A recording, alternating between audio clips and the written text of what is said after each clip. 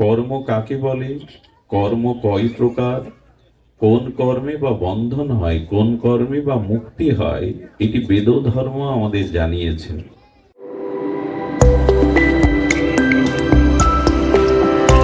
আপনারা দেখছেন Hindu TV YouTube channel. প্রেমভক্তির মহারাজ নিত্যানন্দ আবেশ প্রেমমূরতি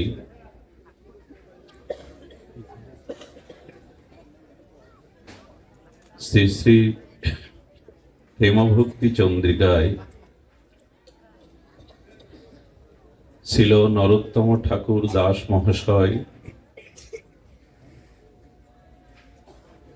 তিনি বলছেন তার এই মর্মস্পর্শী মনুষ্য জীবনের দুর্লভতর জীবনের সফলতার কথা এবং বিফলতার কথা। পাঠের প্রারম্ভে অস্মাদীয় গুরুপাদ পদ্মে পরার্ধকোটি দণ্ডবত প্রণতি। সমাগত গৌড়ীয় আচার্য কুলতিলক, ভক্তজন, সাধুজন, মহন্তজন, শ্রদ্ধাশীলা ধর্মশীলা দেবীমূর্তি মাতৃগণ, সকল ভক্ত চরণে সশ্রদ্ধ দণ্ডবত প্রণতি।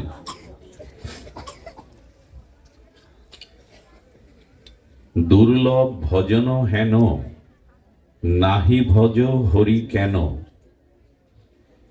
কি লাগি মরহ ভব বন্ধে। এই ত্রিপদীর ছন্দে ঠাকুরমশাই আমাদের ভজন বিমুখতার যে প্রত্যাব্যয় সেটি এখানে উল্লেখ করছেন, যে হরি ভজন ব্যতীত, ভগবত ভজন ব্যতীত এই ভববন্ধ অর্থাৎ এই জন্ম মৃত্যু চক্রের যে আবদ্ধতা, এই যে জন্ম মৃত্যু চক্রের যে পুনঃ পুনঃ আবর্তন, এই বন্ধন দশা ঘুচবে না যতদিন ভজন না হবে। এবং উনি প্রমাণস্বরূপ বলছেন ছাড়ো অন্য ক্রিয়াকর্ম। কোন ক্রিয়াকর্ম ছাড়তে বলছেন? নাহি দেখো বেদ ধর্ম। বেদ ভগবান কি বলেছেন? শ্রুতি স্মৃতি ভক্তি শাস্ত্র পঞ্চরাত্র কি বলেছেন? ভক্তি করো কৃষ্ণ পাদ পদ্ম।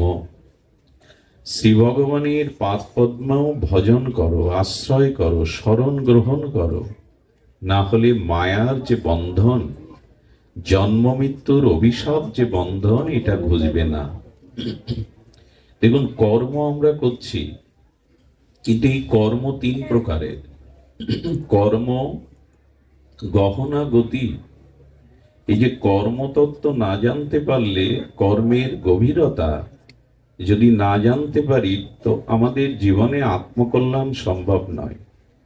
কর্ম কাকে বলে, কর্ম কয় প্রকার, কোন কর্মে বা বন্ধন হয়, কোন কর্মে বা মুক্তি হয়, এটি বেদ ধর্ম আমাদের জানিয়েছেন।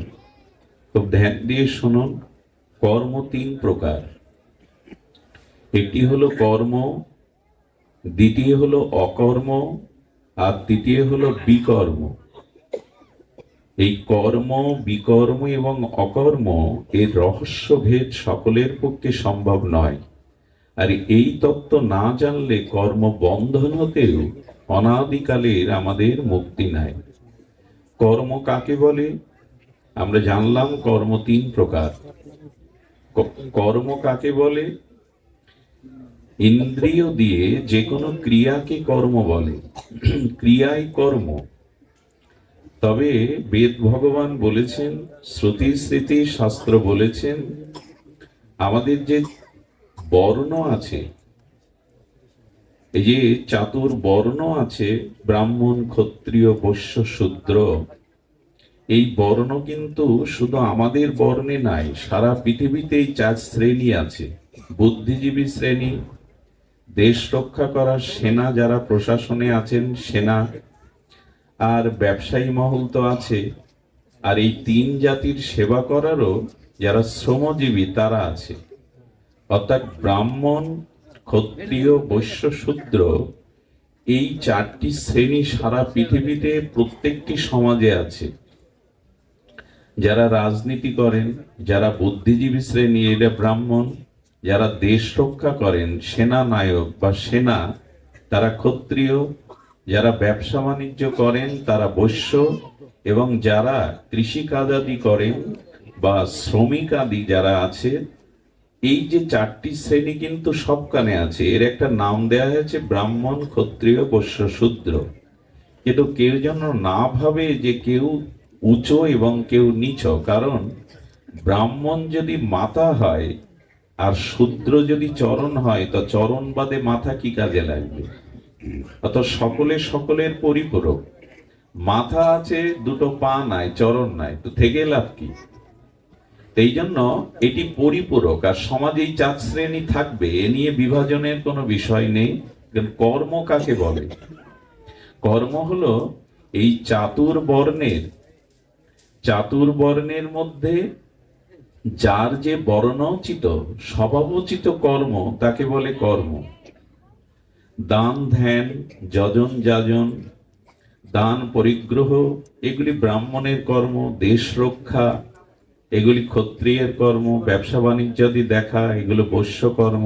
অন্য তিন জাতির সেবাদি শ্রম এগুলো এইভাবে বিভাজন হয়েছে। তো যার যে কর্ম, সেই কর্ম শাস্ত্র অনুযায়ী এই যে আপনার বর্ণোচিত ধর্ম বা বর্ণাচিত কর্ম পালন করাই হলো কর্ম।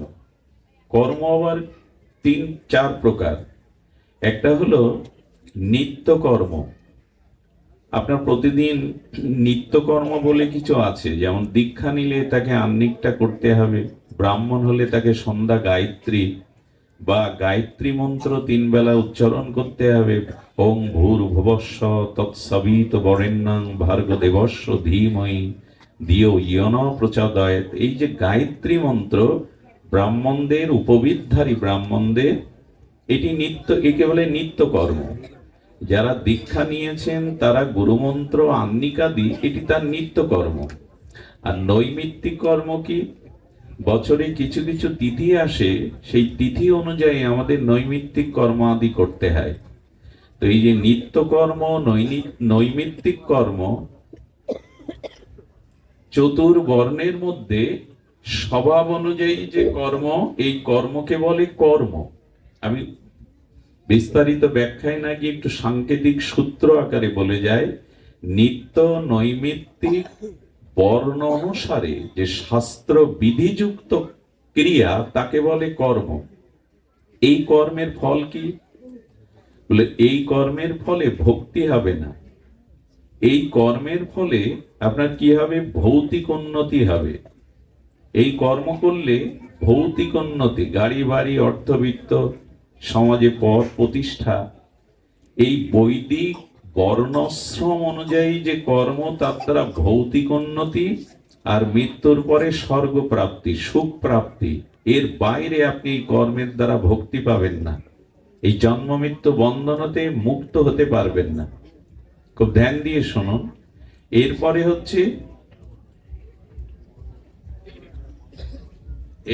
হচ্ছে বিকর্ম।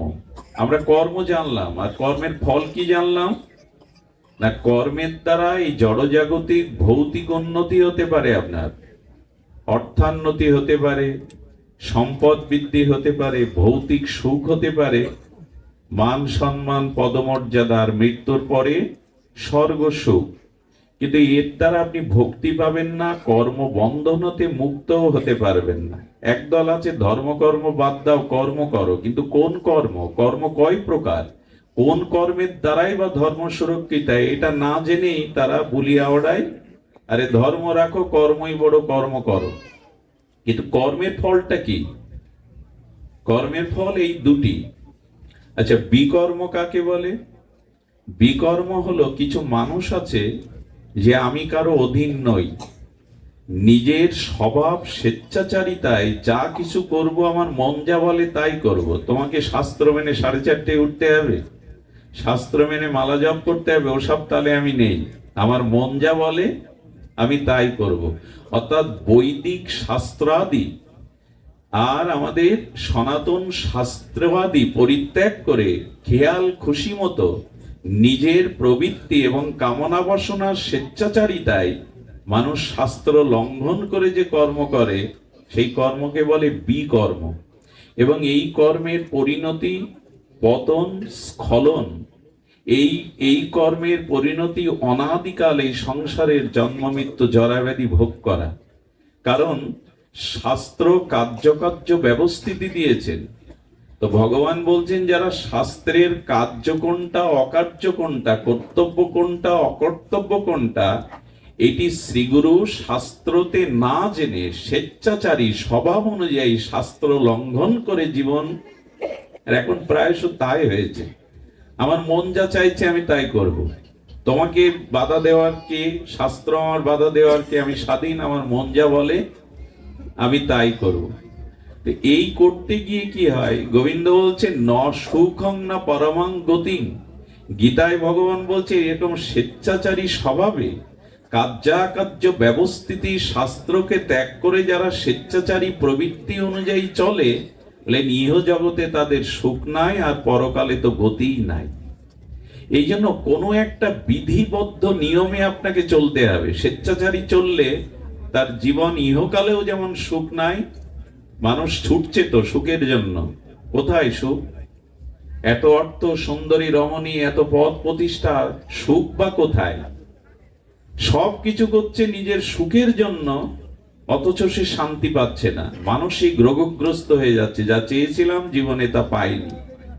এই যে অপ্রাপ্তি, এই যে অপ্রসন্নতা, এই যে চিত্তের অপ্রসন্নতা, এই যে মানসিক বিকার, এর একটাই কারণ মানুষ কার্য এবং অকার্য, বিধি এবং নিষেধ না মেনে, শাস্ত্র অনুশাসনে যদি না মানে, স্বেচ্ছাচারী ভাবে চলে, তবে এই বিকর্মের দ্বারা তার পতন হয়। রাবণের কম শক্তি ছিল? উনি বেদের ভাষ্য রচনা করেছেন। রাবণের পূজা নিতে স্বয়ং শঙ্কর লঙ্কায় যেতেন। বেদের ভাষ্য রচনা করা যা তার বিষয়। এবং রাবণের মতো তপস্যাকে করেছেন পুলস্ত ঋষির বংশধর বিশ্বশ্রবা মুনি, দেবতাদেরও ত্রাস, বিশ্বশ্রবা মুনির পুত্র এবং পুলস্ত ঋষির বংশধর। এত বেদ ও জ্ঞান, এত কঠোর তপসাধনা, তবু পতন হলো কেন? না জগৎ জননী সীতাকে ভোগের দৃষ্টিতে দেখলো, রঘুপতি রামচন্দ্রকে মানুষ ছাড়া ভগবান বলে মানলই না। এত বেদের জ্ঞান, বেদের ভাষ্য যিনি রচনা করলেন, তিনি ভগবানকেই উপেক্ষা করলেন, শাস্ত্রবাণীকে উপেক্ষা করলেন। রাবণ পতন ঠেকাতে পারেনি। আরে রাম বনবাসী, আর রাবণ সোনার লঙ্কায় সুপরিবেষ্টিত। রামচন্দ্রের পেছনে আছে বানরগণ, সেনা। আর রাবণের কাছে কারা আছে? 1 লক্ষ তার পুত্র, 1.25 লক্ষ নাতি। কোথায়? তার মধ্যে আছে কুম্ভকর্ণ, মেঘনাদ, এর এক একজন বলিয়ান। কিন্তু পতন হয়ে গেল, কারণ রাবণের সাথে শাস্ত্র ছিল না, ধর্ম ছিল না, কর্তব্য কর্ম ছিল না। রাবণ অকর্তব্যেই চলে গেল। দুর্যোধনের পতনও তাই। শ্রীকৃষ্ণ তাকে বললেন, পঞ্চ পাণ্ডবরা তোমার কি হয়? বললে আমার ভাই। তো ভাইদেরকে 5টা গ্রাম দাও, মাথা গুঁজেবার ঠাঁই দাও। বলেন বিনা যুদ্ধে সুসাগ্র মেদিনীও দেবে না। কাকে বলছেন? ভগবান কৃষ্ণকে। ভগবান বুঝলেন যুদ্ধ ছাড়া, আঙুলে যদি গ্যাংগ্রিন হয় তখন আঙুলটা কাটতেই হয়, নাই পুরো শরীর নষ্ট হয়ে যায়। ভগবান তখন আসন্ন যুদ্ধ দেখে অনেক সন্ধির প্রস্তাব দিলেন, অনেক ধর্মের উপদেশ দিলেন। কিন্তু মহামানী দুর্যোধন, অহংকারী দুর্যোধন বলে বসলেন, জানামি মে ধর্ম কর্মে ন চ প্রবৃত্তি। আমি জানি ধর্ম কোনটা, কিন্তু আমার করার ইচ্ছা প্রবৃত্তি নাই। অধর্ম আমি জানি, কিন্তু ত্যাগ করার ইচ্ছাই আমার নাই। এই স্বেচ্ছাচারী ভাবে যারা চলে, দুর্যোধনের মতো, রাবণের মতো, কংসের মতো, এদের সংসারে পতন হয়। এগুলো ইচ্ছা মতো চলো না। জীবনের একটা কর্তব্য অকর্তব্য বিধি শাস্ত্র দিয়ে গেছেন, ঋষিরা দিয়ে গেছেন। তারা অব্যর্থ মনুষ্যার দ্বারা, তাদের ভজন উপলব্ধির দ্বারা, অপরোক্ষ জ্ঞানের দ্বারা এই শাস্ত্র দিয়ে। শাস্ত্র কোনো মানুষের লেখা সংবিধান নয়। শাস্ত্র কোনো মানুষের লেখা অদৃষ্টি সম্পন্ন, অদূরদৃষ্টি সম্পন্ন কোনো ভুল সিদ্ধান্ত নয়। নিরপেক্ষ রবাস্মৃতি শাস্ত্রের প্রতিটি বাণী আপনাকে শাসন করতে পারে। শাস্ত্র শব্দের অর্থ হলো যা আমাদের শাসন করতে পারে। এখন আপনি যদি বলেন আমি শাস্ত্র মানবো না, শাস্ত্র আমাকে শাসন করুক দেখি, এই গ্রন্থ গীতা ভাগবত আমাকে কি করে শাসন করবে? বলে একবার শাস্ত্র অমান্য করে দেখুন শাস্ত্র আপনাকে শাসন করতে পারে কিনা। শাস্ত্র না মেনে দেখুন আপনার জীবনের পরিণতি কি হয়। সারা বিশ্বের এত অর্থনৈতিক উন্নতি হচ্ছে, এত শিক্ষা বাড়ছে, এত ডিগ্রি বাড়ছে, কিন্তু মানুষ আজ মানুষ নেই, পশুত্ব বরণ করেছে। সারা পৃথিবীতে অগ্নি দাহ যন্ত্রণা জ্বলছে। এর একটাই কারণ কি? মানুষ শাস্ত্রকেই লঙ্ঘন করে স্বেচ্ছাচারীময় চলছে। এই জন্য বিকর্ম যারা করে তাদের পতন অবশ্যম্ভাবী। বাকি রইল আরেকটি, কর্ম কয় প্রকার? 3 প্রকার। আমরা দুটি বললাম, কর্ম, বিকর্ম, আরেকটি হচ্ছে অকর্ম। এই অকর্ম মানে এটা খুব রহস্যময় একটি কথা ভগবান গীতাতে বলছেন। এই অকর্মকে আবার কর্মযোগ বলে, কর্ম যোগ বলে। তো অকর্মকে যোগ বলে কেন, একটু ধ্যান দিয়ে শুনুন। সেটি হলো অকর্ম বলতে অকর্ম, কর্ম করেও কর্মের কোনো ফল আপনাকে ভুগতে হবে না। আপনি কর্ম করছেন অথচ কর্মের যে ফলাফল তা আপনাকে ভুগতে হবে না। এবং এই অকর্ম ভগবানে যুক্ত হওয়ার কারণে আপনি প্রেম ভক্তি লাভ করেই মৃত্যুময় যন্ত্রণাময় সংসার থেকে নিষ্কৃতি পেতে পারেন। এই অকর্মটা আমাদের একটু জানা দরকার। দেখুন, এই যে বললাম বিকর্ম শাস্ত্র না মানে, একটা ঘটনা মনে পড়ে। একবার এক রানী, তার বিলাসী জীবন যাপন, তো তিনি রূপো দিয়ে একটা খাট করেছিলেন, মখমলের দামি কাপড় দিয়ে সাজিয়েছেন খাটটা। আর নিষেধ ছিল কোনো কর্মচারী সেবিকা যেন ওই খাটকে স্পর্শ না করে। তো বিলাসী খাট, রূপর খাট, দামি মখমলের কাপড় দিয়ে আর ডিজাইন করে বাঁধানো। রানীমা কোনো একটা কার্যান্তরে যাওয়ায় ওই গৃহের দাসী ওই ঘরে ঢুকে ঘড়ি দেখছে যে রানীমার আসতে এখনো 40 মিনিট বাকি। খাটটা একটু ছুঁয়ে দেখি না। খাটটা ছুঁয়েই নরম মখমলের দামি কাপড়ে হাত বোলাতে বোলাতে মনে হলো রানীমার আসতে এখনো 30 মিনিট, আমি একটু শুয়ে দেখি না। আর প্রথম ভোগ মানুষের খুব রুচি হয়, কামনা বাসনা প্রথম যেটা মানুষ ভোগ করে তাতে খুব অধিক রুচি হয়। তো ওই খাটে শোয়াতে ওর ঘুম এসে গেছে। ঘুম আসলে 30 মিনিট পার হয়ে রানীমা এই দৃশ্য দেখে তার সেবকদের ডেকে বললেন, আমার সামনেই 50 ঘা বেত্রাঘাত করো ওকে। 25 ঘা বেত্রাঘাত যখন করা হচ্ছে তখন ও ব্যথার যে বেদনাটা সেটা প্রকাশ করছে, কিন্তু 25 ঘা পরের 25 ঘা বেত্রাঘাত যখন করা হচ্ছে তখন ও হাসছে। রানীবা বলছে, মারা বন্ধ করে জিজ্ঞাসা করো তো হাসছে কেন? তার উত্তর কি দিল জানেন? রানীমা, তোমার এই বিলাসী খাটে আমি 30 মিনিট শয়ন করেছি, সে ভুলক্রমে হোক ইচ্ছাক্রমে হোক, তাতে যদি 50টা বেত্রাঘাত পাওনা হয়, যে বিশ্ব ব্রহ্মাণ্ড তো ভগবানই, তুমি তাকে অর্পণ না করে তার বস্তু ভোগ করছো। আমি হাসছি এই কারণে তোমার কতটা বাড়ি পাওনা হচ্ছে। তো হয় কি, যখন আমরা আমাদের শাস্ত্র লঙ্ঘন করে স্বেচ্ছাচারীময় চলি তখন আমাদের পরিণতি ভালো হয় না। এই জন্য নিবেদন করব, শাস্ত্র রাখুন, আমার মন যা বলে এইসবে চলবেন না। গুরু বাক্য, সাধু বাক্য এবং শাস্ত্র বাক্য যাদের জীবনে অনুশীলন নাই, যাদের জীবনে এই তিনটিকে যারা বাদ দিয়েছে, এদের অবশিষ্ট কিছু নাই। সৎ বলতে, মঙ্গল বলতে, কল্যাণ বলতে কিছু নাই। গুরু বাক্য, সাধু বাক্য এবং শাস্ত্র বাক্য, এই তিনটি আমাদের জীবনে কল্যাণ আনতে পারে, মঙ্গল আনতে পারে, পতনের হাত থেকে অবারিত পতন হতে রক্ষা করতে পারে। কিন্তু আজ গুরু বাক্য মানে কই? পিতা মাতা, শিক্ষক, তাদের আদেশ মানি আমরা? শাস্ত্র তো জানিই না, যেটুকু জানি তার ভুল ব্যাখ্যা করে ভুল পথে যায়। শাস্ত্রের যথাযথ ব্যাখ্যা নিরূপণ করতে গেলেও সাধনা চাই, অপরোক্ষ অনুভূতি চাই। তো অকর্মটা কি না, কর্ম করেও কর্মের ফল আপনাকে ভুগতে হবে না। সেটি কেমন না, কর্মান্নে বাতিকার আসতে মা ফলেষু কদাচন।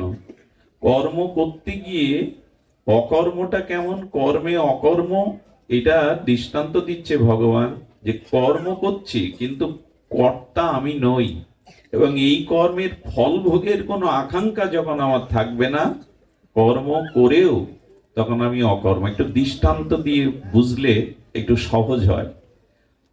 রামচন্দ্র হনুমান দ্বারা পুরো লঙ্কা পোড়ালেন, কত রাক্ষস সেনাকে নিজেই বধ করলেন, লক্ষ লক্ষ শত সহস্র বধ করলেন হনুমান, তার কোনো পাপ এলো না।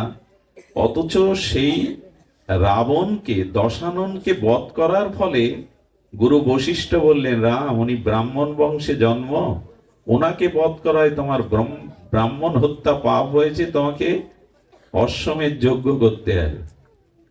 হনুমান কিন্তু কাছে দাঁড়িয়ে আছে। এর কারণ কি? স্বয়ং রাম রাবণ বধ করায়, তার কর্তব্য হওয়ায় তার দিয়ে অশ্বমেধ যজ্ঞ করাচ্ছেন বশিষ্ঠ, আর হনুমান লক্ষ লক্ষ মারলেন, সেখানে তার কোনো প্রায়শ্চিত্ত বা পাপ লাগেনি। এর কারণ কি? এর কারণ হনুমান যুদ্ধটা করেছিল প্রভুর সন্তুষ্টির জন্য, প্রভুর কর্ম ভেবে, নিজের কোনো স্বার্থ বা ফলাকাঙ্ক্ষা তাতে ছিল না। নিজের কোনো ফলাকাঙ্ক্ষা, যেমন দেখবেন ব্যাংকের ক্যাশিয়ার যিনি, তার স্ত্রীর ক্যান্সার, অপারেশনে তার 2 লাখ টাকা দরকার, না হলে ওটিতে নেবে না।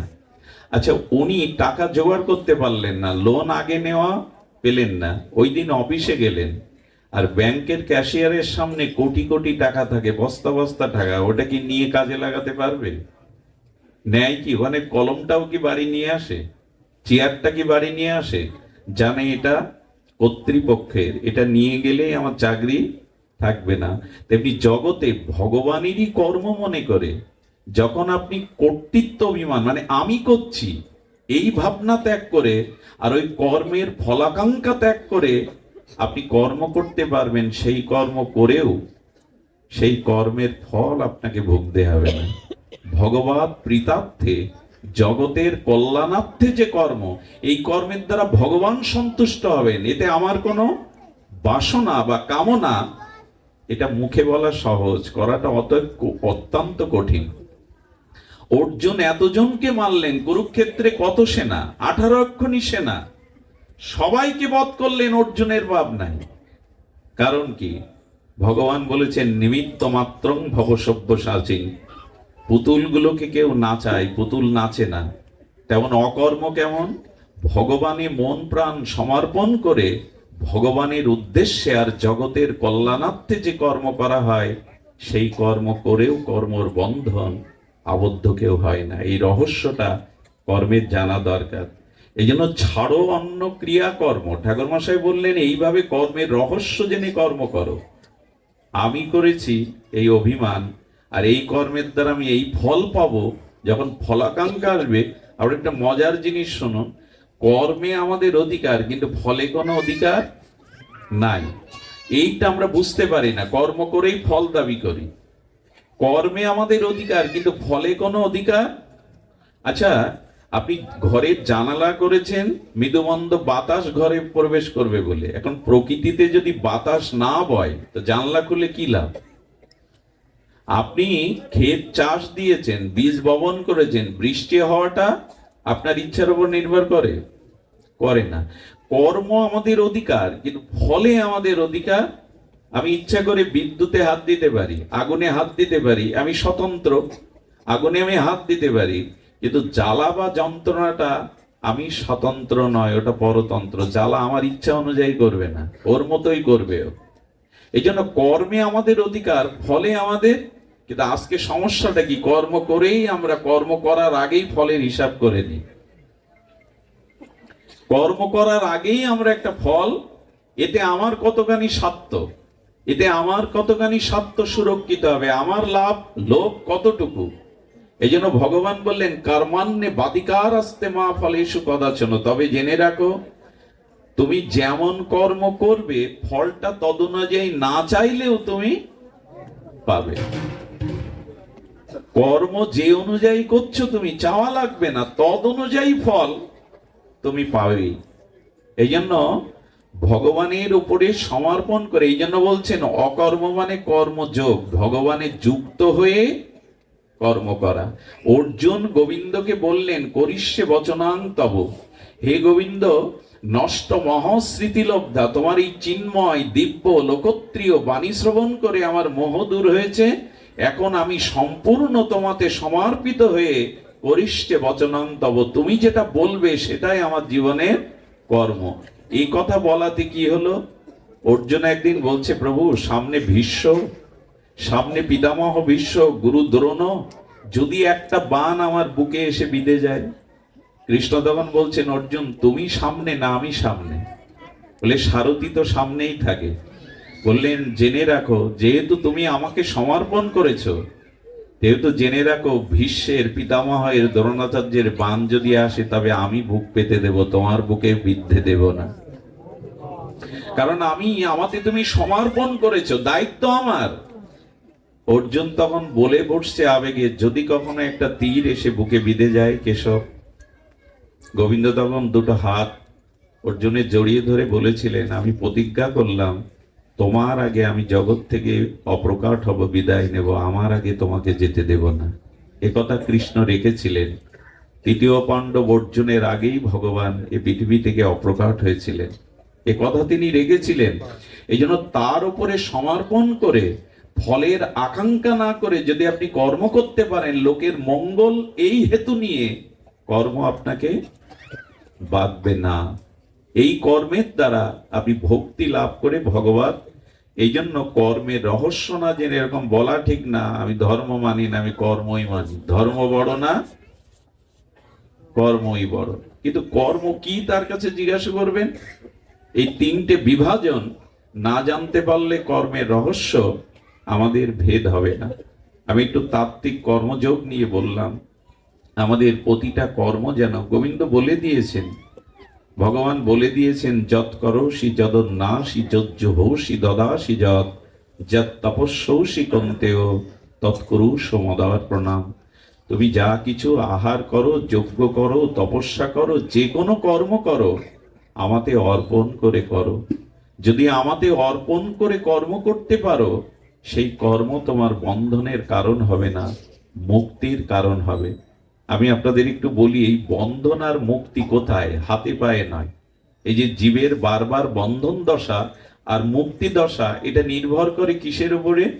খুব লক্ষ্য করে শুনুন, চোখ কান নাক মুখ হাত পা দেহ নয়। আসলে আমাদের বন্ধন এবং মুক্তির একমাত্র কারণ আমাদের মন। বেদ ভগবান বলেছেন যে বন্ধ মুক্তইব, একমাত্র কারণ হলো মন। এই একটু ধ্যান দিয়ে আপনাদের শুনতে হবে। শীতের রাত, অনেক রাত ও গভীর হচ্ছে। খুব সংক্ষিপ্ত রূপে যদি সারাৎসার আমরা বলি, তবে এইটুকু বলবো, মনই বন্ধন এবং মুক্তির কারণ, অন্য কিছু না। এই চোখ কান নাক মুখ যা দেখছেন এগুলো দোষী না, দোষী হলো মন। আমি বহুবার চর্চিত এই প্রসঙ্গটি আমি আগেও বলেছি, আপনার দেহ এখানে থাকলে আপনি এখানে নেই, যদি মন এখানে না থাকে।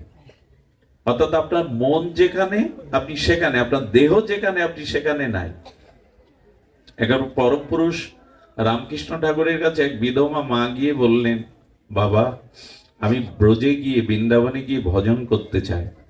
ঠাকুর তার দূরদৃষ্টি দিয়ে বুঝলেন আর বললেন, তোর সংসারে কে আছে রে মা? বলে একমাত্র ছেলে। তখন বললে, এক কাজ কর মা, বৃন্দাবনে গেলে তোর ভজন হবে না, কারণ ব্রজে গেলে তোর এই ছেলের কথাই সবসময় স্মরণ হবে। এখন ব্রজে বসে যদি সন্তানের কথাই ভাবতে থাকিস, তোর ব্রজবাস না হয়ে সংসার বাস হবে। এক কাজ কর, বাড়ি ফিরে যা, বাড়ি বসে বসে বৃন্দাবনের চিন্তা কর, লীলা চিন্তা কর, তাহলে বাড়ির মধ্যেই তুই বৃন্দাবন বাড়ি বসেই পাবি। এই কথার অর্থ হলো, আপনার মন যেখানে আপনি সেখানে, দেহ যেখানে সেখানে আপনি নাই। এখানে আপনার দেহ এসছে মানে আপনি আসেননি, যদি আপনার মন এখানে সন্নিবিষ্ট না হয়। এই জন্য মনেই বন্ধন এবং মনেই মুক্তি। আর ভগবানের রহস্য কি জানেন? ভগবান আপনার বাইরের ক্রিয়া দেখে না, ভগবানের লক্ষ্য হলো আপনার মনের দিকে, যে আপনার মন কি চাইছে, আপনার উদ্দেশ্যটা কি। ভগবান কিন্তু আপনার এই যে আমি ব্যাসপীঠে বসেছি, এটা ভগবান দেখবেন না। অর্থাৎ ভগবান ক্রিয়া দেখেন না, ভগবান ভাব দেখেন। কি করেন ভগবান? আপনি কি ক্রিয়া করছেন, এই ক্রিয়াটা ভগবান দেখে না, দেখে কোন ভাবের দ্বারা আপনি এই ক্রিয়া করছেন। কোন ভাবের দ্বারা ক্রিয়া করছেন। আচ্ছা, এখানে একটা হরি মন্দির বানাবেন, তো যারা মজুরি কাটা জন এসে 8টা থেকে 2টো বা 4টে পর্যন্ত কাজ করছে, মজুরি খাচ্ছে, তারা কাজ করছে, আর আপনাদের মতো দুজন সহৃদয় সাধু এসে বলল যে যেহেতু ভগবানের মন্দির, আমরা একটু এখানে বিনা পারিশ্রমিকে একটু শ্রম দেব। আচ্ছা, কাজ তো একই, মাটি তোলা, ইট তোলা। তা যারা দিনমজুর খাটার জন্য, অর্থের জন্য করছে, আর যে সহৃদয় ব্যক্তি এসে ভগবানের মন্দিরের কারণে শ্রম দিচ্ছে নিঃশুল্ক, মানে কোনো অর্থ নেবে না, দুজনের কাজ এক হলে উদ্দেশ্য একই উদ্দেশ্য। কেন? কাজ তো একই, সেই ঝুড়ি, সেই ইট, সেই বালি বওয়া। বলি এখানে ভগবান ভাব দেখছে যে একজন অর্থের বিনিময়ে কাজটা করছে, আর একজন ভগবানের মন্দির তৈরি হবে সেবা ভাব নিয়ে কাজটি করছে। তো মনের এই যে ভাব বা উদ্দেশ্য অনুযায়ী আপনার মুক্তি বা বন্ধন হবে। এইগুলি সূক্ষ্মভাবে শাস্ত্রে বলেছেন। দেখুন, আমি বারবার বলেছি কথা, উদ্দেশ্যই হলো মূল। উদ্দেশ্য মূল মানে ডাক্তারের হাতের ছুরি আর সন্ত্রাসীর হাতের ছুরি দুটোই ধারালো ছুরি, কিন্তু ক্রিয়া দুই রকম। ডাক্তার ওই ছুরি বুকে বসিয়ে দেয়, হার্ট অপারেশনে তো বুক চিরতে হয়, তো ডাক্তার ওই ছুরি দিয়ে বুক চিরে একজনকে সুস্থ করে, আর সন্ত্রাসী কি করে? ওই ছুরি বুকে বসিয়ে তার ধনসম্পদ কেড়ে নিয়ে তাকে হত্যা করে। বস্তু একই, উদ্দেশ্য অনুযায়ী দুটো ফল। আচ্ছা, সন্ত্রাসী ছুরি দিয়ে মারলো, তাকে ধরতে পারলে ফাঁসি বা জেল হবে। এখন ডাক্তার সর্বতশ্রু চালিয়ে চেষ্টা করলো, তার যতটুকু দায়িত্ব, নৈতিক ডাক্তারের দায়িত্ব, কিন্তু রুগী যদি মারা যায় এজন্য তাকে ফলভোগ করতে হয়, সাজা পেতে হয়। কারণ কি? দুইজনই তো মারা গেল। উদ্দেশ্য দুই রকম। ডাক্তার সর্বোত্তম চেষ্টা করেছিল, কিন্তু সে বাঁচেনি। এই জন্য ডাক্তারের জন্য এখানে কোনো সাজার ব্যবস্থা, আইনি ব্যবস্থা নাই। আমাদের এই ছোট ছোট করে যদি কথাগুলো বুঝি, আমাদের ভাবটা আসলে কি, এই ভাব যার যেমন, প্রাপ্তিও তার তেমন। এই যে মনের ভাবটা শুদ্ধ না হওয়া পর্যন্ত আমাদের মুক্তি বা কল্যাণ। আজকে আমাদের মনটির ভাবটাই অশুদ্ধ এসে গেছে। এখানে হচ্ছে ভাগবত পাঠ, বাইরে যখন ওই বাজারে, এখানে পাঁপড় ভাজার খাওয়ার জায়গা, এখন বাদাম ভাজা খাওয়ার জায়গা। যজ্ঞের পরের দিন সকালে গিয়ে দেখবেন সব বাদামের টুকরো, খাবারের কাগজ। খাবার তো সারাদিনই পাই আমরা বাড়িতে, তাই না? এখানে কি চুরি ফিতে কেনার জায়গা? নাম যজ্ঞের আসরে এসে নখ পালিশ কেনার জায়গা? চুরি ফিতে কেনার জায়গা? কিন্তু ওই দোকানেই তো ভিড় থাকে বেশি, মনোহারি দোকান। এখানে আসছি, হরি কথা হচ্ছে, সাধুগণ এসছে, কত জন্মের কত অপরাধ পাপে এই জন্ম মৃত্যু চক্রে ভাসছি, অথচ এখানে এসেও সেই বাদাম, সেই পাপড়, সেই রাজনৈতিক গল্প, সেই পরস্ত্রীর দিকে কুদৃষ্টি। তো আমাদের গতিটা কি, মনের ভাবটা কি আমাদের? আজকাল পূজা পার্বণ, যাগ যজ্ঞের অনুষ্ঠানের বাতাবরণ গুলো কেমন রাজসিক হয়ে গেছে, তামসিক হয়ে গেছে। এখানে আসতে হয় কি জন্য? এনজয় করার জন্য, চোখের লালসা মিটানোর জন্য, কিছুটা খাওয়া দাওয়া হইহুল্লোড় করার জন্য। সুধীজন, এই জন্যই তো ভাগবতে আসতে হবে, যে তোমার ভাব অনুযায়ী তোমার প্রাপ্তি। তুমি ভাগবতে আসনি, এখানে এসে মন যদি তোমার অন্যদিকে যায়, তুমি ভাগবতে আসনি, বরঞ্চ এই স্থানকে অপবিত্র করতে এসছে। এর ফল একদিন তোমাকে নিতেই হবে। এই জন্য মানুষের ভাব বা মনের গতি প্রকৃতিকে নির্ণয় করা উচিত। কিন্তু এগুলো তো সাধু কৃপায় জানতে হবে, শাস্ত্র মহিমায় জানতে হবে। উদ্দেশ্যই হলো আমাদের সকল কিছু। দেখবেন ভাব এবং উদ্দেশ্য কত বলবান। খুব মূল্যবান একটা কথা বলছি। দেখুন, স্ত্রীর শরীরে যা যা উপাদান আছে, আমার গর্ভধারিণী মার শরীরে তো তাই আছে, আছে না? একই তো উপাদান দিয়ে গড়া। কিন্তু মাকে স্পর্শ করা আর স্ত্রীকে স্পর্শ করা অনুভূতি কি একরকম হয়? কখনো হয় না। এর কারণ কি? ভাব, মনের গতি প্রকৃতি। হ্যাঁ, প্রিয়াকে চুম্বন করা, নিজের কন্যাকে চুম্বন করা, চুম্বন সামনে তো একই, চুম্বন তো একই, দুটোর ক্রিয়া কি এক? দুটোর ভাব কি এক? পান সামনে দুটোই সমান, মদ্যপান আর দুগ্ধপান। একটা বড় থালায় 2 গ্লাসে দুটোই তরল পানযোগ্য, একটা মদ একটা দুধ, দুটোর ক্রিয়া কি সমান? এবং আপনি কোন ভাব নিয়ে, কোন মন নিয়ে, কোন উদ্দেশ্য নিয়ে কর্ম করছেন, এর উপরে নির্ভর করবে আপনার কল্যাণ আর অকল্যাণ। পান সামনে তো দুটোই সমান, দুগ্ধপান আর মদ্যপান, দুজনই পান করছে, কিন্তু দুগ্ধপানের ক্রিয়া আর মদ্যপানের ক্রিয়া এক হয়? দইতা চুম্বন আর কান্তা চুম্বন এক হয়? নিজের শিশু কন্যাকে আদর করা এক হয় কি? আমার স্ত্রীর শরীরে যা যা উপাদান, মায়ের শরীরে সেই একই উপাদান, কিন্তু দুজনের প্রতি দুটো ভাব। এটা হলো মনের ভাবের উদ্দেশ্য। এই জন্য ঠাকুর বলতেন, যার যেমন ভাবনা তার তেমনি লাভ। ভাবটাকে শুদ্ধ করো। ভগবান তোমার বাইরের গতি প্রকৃতি দেখবে না, ভগবানের দৃষ্টি তোমার মনের দিকে, মনের ভাবনার দিকে। এই ভাবটা শুদ্ধ করতে গেলে আমাদের প্রয়োজন ভাগবত শ্রবণ, হরিনামাদি শাস্ত্র অনুযায়ী আমাদের জীবন গঠন করা। আজ হয়েছে কি, অনুষ্ঠান হচ্ছে, হরিকথা হচ্ছে, নামযজ্ঞ হচ্ছে, কিন্তু ভাবের পরিবর্তনটা। একবার মথুরাতে রাত 8টার সময়, তখন এলাহাবাদে ত্রিবেণী সঙ্গমে কুম্ভের স্নান হচ্ছে। তো 3জন যুবক বলছে, এই নৌকা তো বাধায় আছে, চল তো আমরা নৌকা ছেড়ে দেই, হাল বইটা আছে, আমরা একটু এলাহাবাদে গিয়ে স্নান করে আসি কুম্ভে। এখন ওরা আবেগে নৌকায় উঠেছে, কেউ হাল, কেউ ডাক টানতে বইছে। ভোরের আলো যখন ফুটবে, একজন বলছে এই তো এলাহাবাদে এসে গেছে। পরের একজন বলছে, এলাহাবাদের ঘাটটা মথুরার ঘাটের মতো দেখাচ্ছে কেন, ওটা কি এখানে এসে বসালো ইঞ্জিনিয়াররা? পাশে একজন বলতে, ভুল বকছেন কেন আপনারা, এটা মথুরারই ঘাট। মথুরার ঘাট, অথচ কাল রাত 8টা থেকে এই পর্যন্ত হাল দাঁড় বাইলাম, তো মথুরার ঘাট কেন? বলে বেয়েছেন বটে, নোঙর তোলেননি, গ্রাফি তোলেননি। গ্রাফি বেঁধে রেখে শিকড়ে যদি হাল বান, দাঁড় বান, যাবে কোথায় নৌকা? তো আমরা এত কিছু করছি, অথচ আমাদের মনের ভাবের পরিবর্তন হচ্ছে না। এই দুর্গা পূজাতে দেখি এখন আমাদের সনাতনী হিন্দু ছেলেমেয়েরা গাড়ি করে বক্সে গান বাজাতে বাজাতে প্রতিমা দেখতে যায়। এটা ভালো, ওরা অল্প বয়স, ওরা তো একটু উচ্ছ্বাস প্রবণ হবে। কিন্তু এই যে গান বাজাতে বাজাতে ঠান্ডা খেতে খেতে যায়, প্রতিমা দেখাটা কি? প্রতিমা শব্দের অর্থ দেখুন, ইয়া দেবী সর্বভূতে মাতৃরূপেণ সংস্থিতা, নমস্তস্যয় নমস্তস্যয় নমস্তস্যয় নমো নমঃ। শাস্ত্র বলছেন, প্রতিটি নারীর মধ্যে আমি মাতৃশক্তি রূপে বিরাজিত।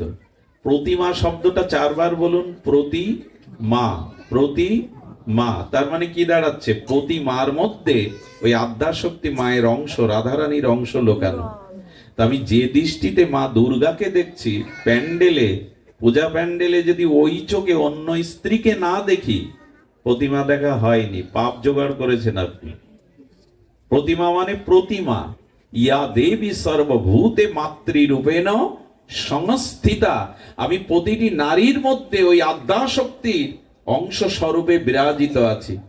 তো পূজা প্যান্ডেলে গিয়ে দুর্গাকে যে দৃষ্টিতে দেখছি, যদি অন্য রমণীকে সেই দৃষ্টিতে না দেখি, আপনি প্রতিমা দেখেননি, আপনি আপনার কামনাকে জাগিয়েছেন। তো এইগুলো আমাদের ছেলেদের কে বোঝাবে যে প্রতিমা দেখাটা এমন নয়।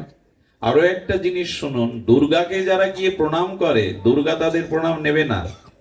কালী মা, জগদ্ধাত্রী মা, মনসা মা, যে মাকেই প্রণাম করেন, আপনার প্রণাম নেবে না যদি গর্ভধারিণীকে আপনি নিত্য প্রণাম না করেন। মা বলছেন, 10 মাস যিনি গর্ভযাতনা সহ্য করলো, বুকের রক্ত দুধ করে যে তোকে প্রতিপালন করলো, সেই মাকে প্রণাম নেই, অথচ মন্দিরে গিয়ে মাকে বলছেন, তাদের জন্য আমার দুয়ার বন্ধ থাকলো। যারা গর্ভধারিণীকে প্রণাম না করে দেবী প্রণাম করতে ছুটে যায় মন্দিরে, তাদের জন্য আমার দুয়ার, আশীর্বাদের দুয়ার বন্ধ থাকলো। ঠিক আছে, এই চেতনাগুলো ভাগবত না জানলে, শাস্ত্র জ্ঞান এদের না দিতে পারলে, সব থেকে সমস্যা হয়েছে সনাতন হিন্দু ধর্মে বৈদিক শিক্ষা ব্যবস্থা নেই, ধর্মীয় কোনো শিক্ষা ব্যবস্থা। আর ক্লাসে যেটা আছে ওটা অষ্টম সাবজেক্ট, পড়লেও হয়, না পড়লেও হয়। আর বাড়িতে পিতামাতায় আহ্নিক করে না, শাস্ত্র অধ্যয়ন করে না, তো সন্তানরা কি শিখবে?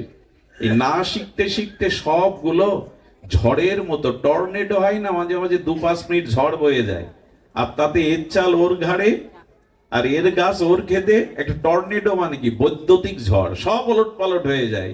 তার শাস্ত্র না জেনে, ভাগবত সাধুসঙ্গ না করে আমাদের বর্তমান প্রজন্মের সবকিছুই ওলট পালট হতে শুরু করেছে। পূজা মানেই তামসিকতা। এইগুলো আমরা তৈরি করে দিচ্ছি কারণ তাদের সেই জ্ঞান দিতে পারিনি। এ দোষ তাদের নয়, ছোটবেলা থেকে ধর্মীয় অনুশাসন নাই। ভাগবতেও বা কটা মানুষ আসে, ভাগবত বা কটা মানুষ মন দিয়ে শোনে? সুধীজন, আপনাদের মতো যারা প্রগতিশীল ভক্তির চিন্তা করেন, জীবন পরিবর্তনের চিন্তা করেন, কিছুটা এগিয়ে যাওয়ার জন্য চিন্তা করেন, তারাই হয়তো ভাগবতের দুটো কথা মন দিয়ে শোনে। বলবার উদ্দেশ্য ছিল মনের ভাবটাকেই ভগবান গ্রহণ করেন। মনে যদি কপটতা থাকে, ভাব যদি শুদ্ধ না থাকে, তবে ভগবান আপনার তা গ্রহণ করবেন না। খুব অপূর্ব একটা কথা স্মরণে এলো। দুর্যোধন কুরুক্ষেত্রের যুদ্ধের আগে কৃষ্ণকে নিজের পক্ষে নেবে বলে শকুনির প্রচারণায় পড়ে কৃষ্ণকে নিমন্ত্রণ করেছিল। হে যাদব, আপনি আমার বাড়িতে নিমন্ত্রণ নিয়ে আসুন, একটু সেবা নিন।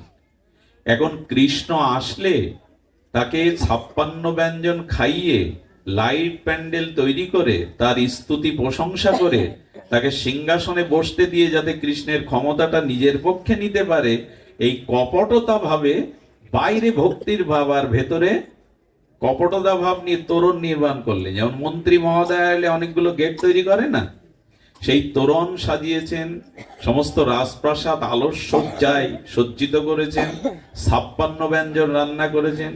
যাদব কৃষ্ণ বসবে বলে সিংহাসনটাও সুন্দর করে পরিপাটি করে সাজিয়েছেন। কৃষ্ণ রথ থেকে নামার সাথে সাথে শিখিয়ে দিয়েছে ফুল ছড়াবে আর বাসুদেবায় নম, কৃষ্ণায় নম, যাদবায় নম বলে স্তুতি করবে। যেই এই পয়সাওয়ালা লোকগুলো আর পুরোহিত গুলোই বলতে শুরু করেছে কৃষ্ণ কানে আঙুল দিয়েছে, সংকেত দিচ্ছে জগৎকে।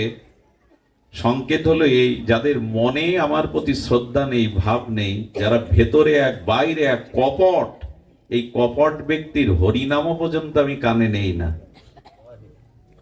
যারা কপট করে, অর্থাৎ উদ্দেশ্য মহৎ নয়, ভাব মহৎ নয়, তাদের নাম আমি শুনি না। কানে আঙুল দিলেন। এরপরে কৃষ্ণ দাঁড়িয়ে, দুর্যোধন বলছে আপনার জন্য সিংহাসন সুরক্ষিত, বসুন আপনি কৃপা করে। যাদব কি বলেছিলেন জানেন? খুব মার্মিক এই কথাগুলো। কৃষ্ণ বললেন, আমি সিংহাসনের উপরে কাঁটা দেখতে পাচ্ছি দুর্যোধন, কাঁটার উপরে একটা মানুষ বসে কি করে? ওই কাঁটা তো রাখিনি, নরম মখমল দিয়ে সাজিয়ে রেখেছেন। অর্থাৎ বলতে চাইলেন, যার হৃদয়ে অহংকার আছে, তার বস্তুর মধ্যে অহংকারের কাঁটা মিশানো আছে, ওখানে বসা যায় না।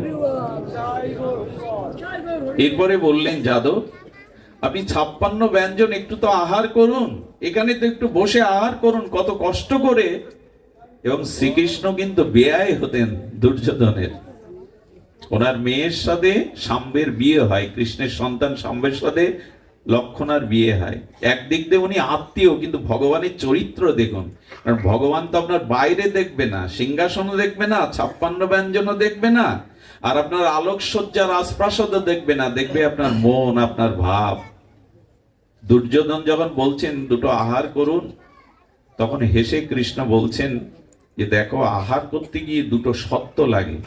এক হলো যিনি আহার করবেন তার উদরে ক্ষুধা লাগে, আর যিনি সেবাটা দিচ্ছেন তার সেবার ভাব লাগে। দুটোই এখানে অভাব। তোমারও যেমন ভেতরে ভাব নেই, কপটতা আছে, আর আমারও উদরে ক্ষুধা নেই। সেই ভগবান পাশে কুড়ে ঘরে বিদুরের বাড়ি গিয়ে 20 বার বলেছে, বিদুরানী খুব ক্ষুধা পেয়েছে, কিছু খেতে দাও না। 20 বার বিদুরানী একটা কলার কাঁদি থেকে এক ছড়া কলা পাকা কেটে এনে ভাবা, কৃষ্ণ আমার বাড়িতে, আরে ভগবান আমার বাড়িতে, এই ভেবে সে কলা ফেলে দিয়ে খোসাই খাওয়ালেন, তাই খাচ্ছেন তিনি। বিদুরের বাড়িতেই রাত কাটালেন ভগবান। কি উদ্দেশ্য? বিদুরের চিত্তে ভাব ছিল, দুর্যোধনের চিত্তে দুর্ভাব ছিল। এখন আপনারাই বিচার করে নিন, ভগবান কার বাড়ি যাবে, কার বস্তু পাবে, কার জায়গায় থাকবে? যার কপটতা নেই, যার মনের ভাব বিশুদ্ধ। এখন বাইরে কর্ম থেকে আমরা বিচার করতে পারি, আমরা ভুলতে পারি, কিন্তু ভগবান আপনার বাইরের সাজগোজ, ভাব, এগুলি ভুলবেন না। ভগবান দেখবেন আপনার উদ্দেশ্য, আপনার মনের ভাব। এই জন্য যে কোনো কর্ম করুন, কপটতা ত্যাগ করে করুন। একটা জিনিস জেনে রাখুন, কপট ব্যক্তির দ্বারা ভগবান কখনো প্রসন্ন হন না। ছাড়ো রে মন কপট চাতুরী, বদনে বলো হরি হরি। আগে কপটতা ছাড়ো।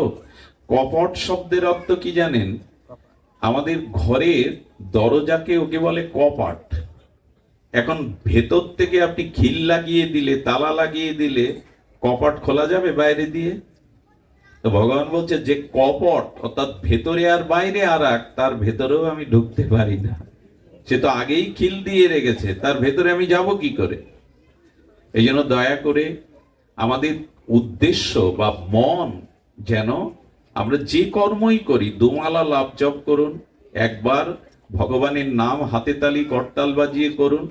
কিন্তু কি বলবো, হরিদাস ঠাকুর বেনাপোল জঙ্গলের মধ্যে গুফার মধ্যে বসে হরি নাম করছেন। আমার কি মনে হয় জানেন? খুব মূল্যবান কথা, হরিদাস ঠাকুরের সামনে যদি এই মাইক নামর মাইক বস্তুটা দেয়া হতো, এই মাইক বস্তুটা, উনি মাইকে নাম করতেন না।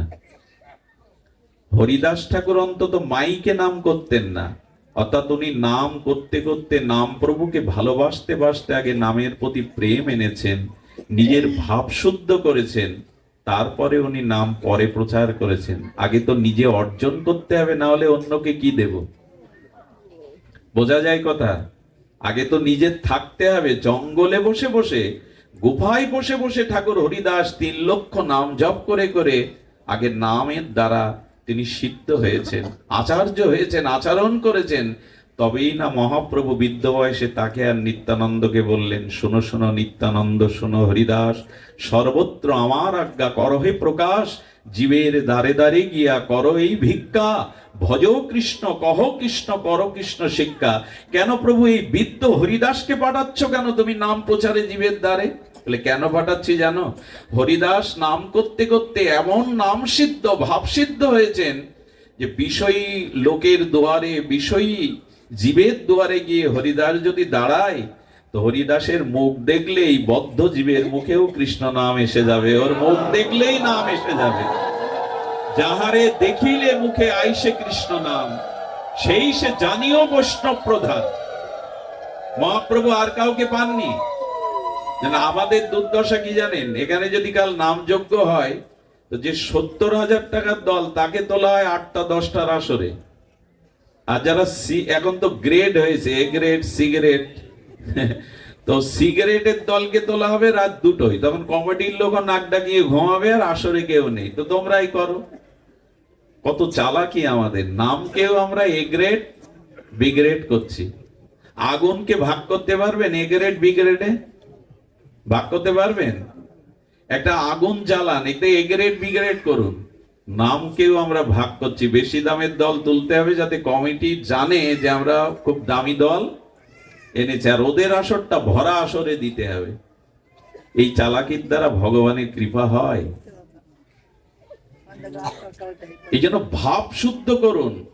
আসরে মাইক না হলে আমি গাইতে পারবো না। তার মানে নাম কাকে শোনাতে উঠছেন আপনি? নামীকে শোনানোর উদ্দেশ্যেই নাম করুন। যেখানে রাধা মাধব দাঁড়িয়ে নাম শুনছে, যত্র গায়ন্তি তত্র তিষ্ঠামি নারদ, লোকের মনোরঞ্জনের জন্য হরিনাম হরিকথা না। এই আসরে ভালো করে বলতে পারলে আমার সুনাম হবে, আমার প্রতিষ্ঠা, যশ ছড়িয়ে পড়বে, এই উদ্দেশ্য থাকলে তাকে আসরে উঠে নাম না করাই উচিত, এই আসনে না বসাই উচিত। লোকের মনোরঞ্জনের জন্য, যশ খ্যাতির জন্য ভগবানের নাম নয়, ভগবানকে প্রসন্ন করার জন্য নাম। যথা তরুমূল নিষেচন, বৃক্ষের গোড়াতে জল দিলে শাখা পোশাকায় দেওয়া লাগে আলাদা করে, আর ফুল ফলে দেওয়া লাগে? যথা তরুমূলং নিষেচনন, যদি তরুর মূলে জল দাও শাখা পোশাকা পাবে। যে কর্ম ভগবানের উদ্দেশ্য করা হয়, ভগবানের আনন্দ দানের জন্য করা হয়, তাতে জগৎ সন্তুষ্ট হয়ে যায়। দেখবেন ভাগবতে লেখা হয়, নামযজ্ঞের লিফলেটে লেখা হয়, বিশ্বের সকল সন্তানের, সকল জীবের মঙ্গলার্থে এই হরিনাম যজ্ঞ। লেখা হয় কিনা? যারা লিখেছে এটা জিজ্ঞেস করবেন তো, যে এইখানে নাম হচ্ছে আর জগৎ জীবের কল্যাণ হবে কি করে? সব জীবের কল্যাণ হবে কি করে? বলো, যজ্ঞ যদি যথাযথ রূপে হয়, শাস্ত্র ভাব প্রেমের সহিত হয়, হরিতে সমর্পণ করে হয়, তবে এই বৃক্ষের গোড়ায় জল দিলে যেমন সমস্ত শাখা পোশাখা পল্লবিত হয়, ফুল ফলে ভরে যায়, তেমনি এই যজ্ঞ যদি ভগবানের সমর্পণ হয়, সন্তুষ্টির উদ্দেশ্য হয়, তবে ভগবান সন্তুষ্ট হলে জগৎ সন্তুষ্ট হয়ে যাবে, জগৎ কৃপা পেয়ে যাবে। এই জন্য ভগবানের আনন্দ দেওয়ার জন্য যজ্ঞ। ভগবান আনন্দ পেলে তবে এই আনন্দটা আমাদের কাছে ফিরে আসবে, ওই আনন্দটা তখন কাজে লাগবে। ভগবান, আচ্ছা, বাড়ির কর্তা ব্যক্তি যেদিন ভালো মুডে থাকে, শান্তিতে থাকে, ভালো মনে থাকে, বাড়ির অন্য সদস্যদের মন ভালো থাকে কিনা? সেদিন খাওয়া দাওয়া একটু আনন্দ, গান বাজনায়, কিন্তু বাড়ির মূল মালিকের যদি কোনো ব্যাধি বা অশান্তি থাকে মনে, বাড়ির অন্য সদস্যদের কি হয়? মন ভালো থাকে? তারা আনন্দ ফুর্তি করতে পারে? তো যজ্ঞের উদ্দেশ্য হলো যজ্ঞেশ্বর ভগবানকে আনন্দ দেওয়া, সুখ দেওয়া। এই উদ্দেশ্যে যদি করতে পারেন, তখনই জগৎ জীবের কল্যাণ হবে।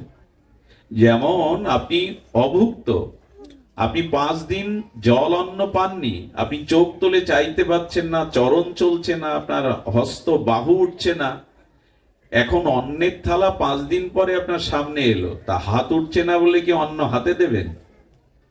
চোখ দেখতে পাচ্ছে না বলে অন্ন ব্যঞ্জন চোখে দেবেন? কোথায় দিতে হয়?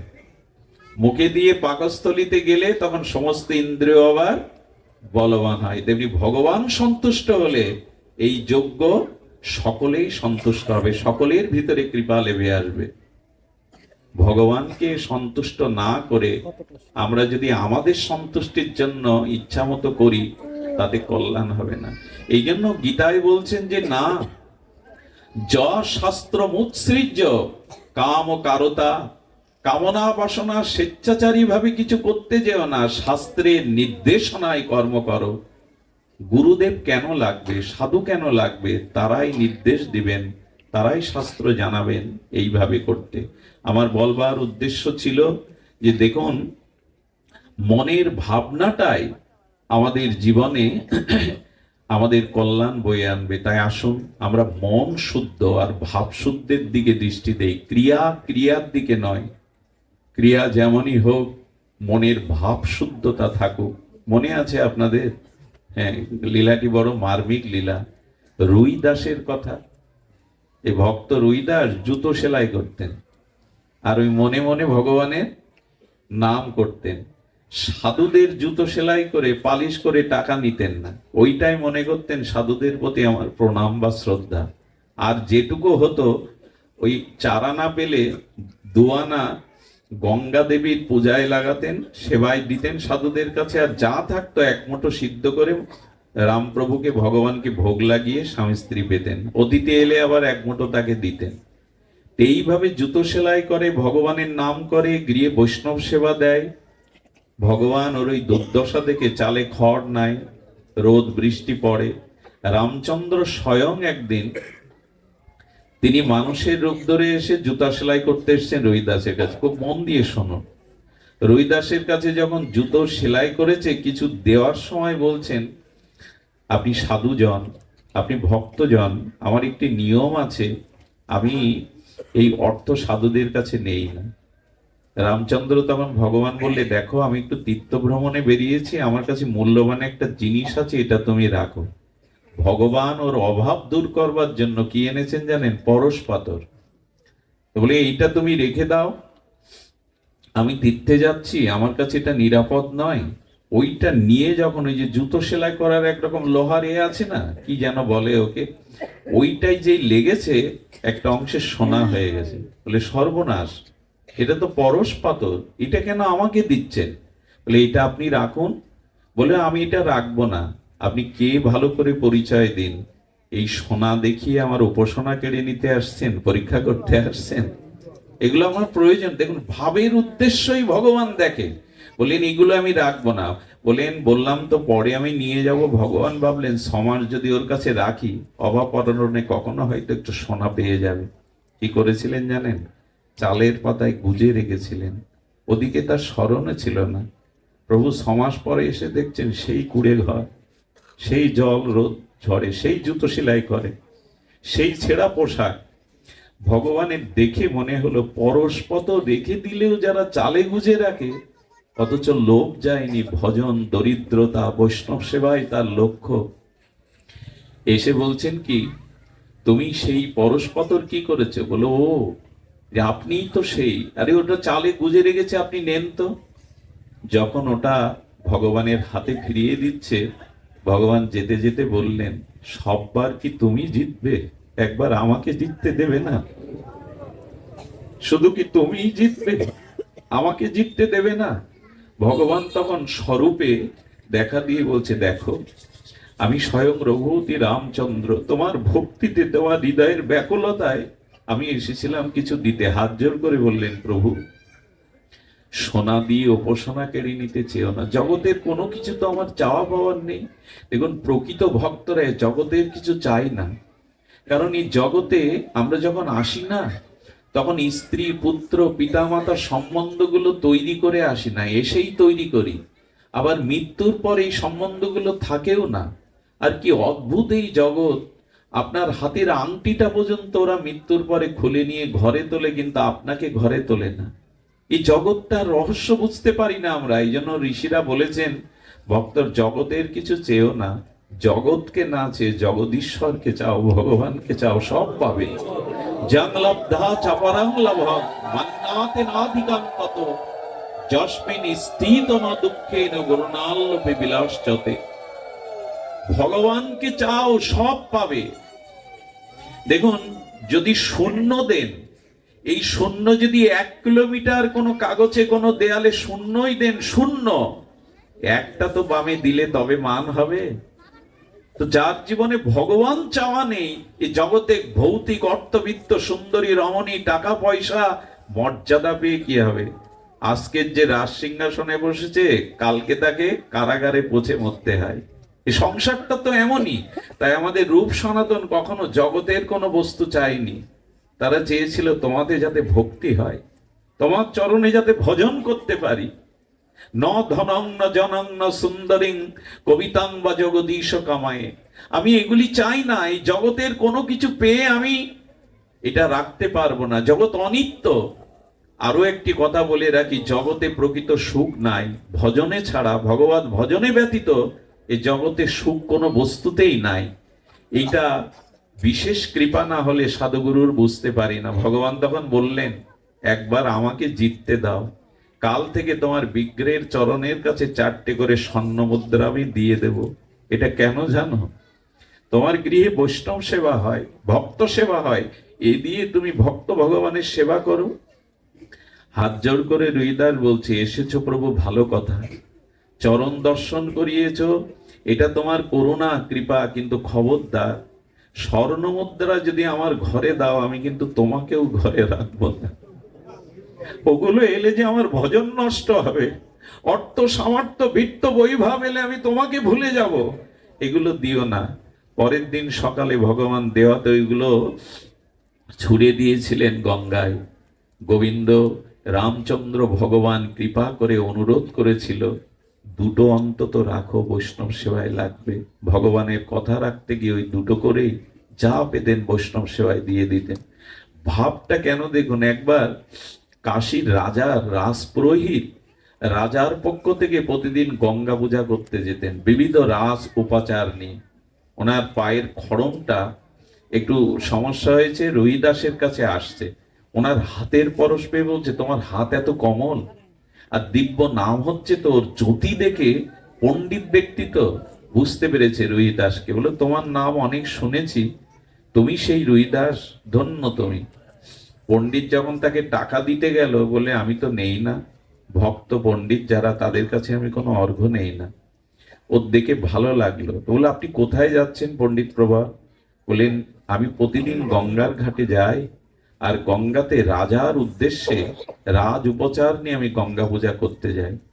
রুইদাসকে তখন বলছে, তুমি যাবে? কি বলেছিল জানেন? বলেছিল, দেখুন আমি গঙ্গায় যাই না।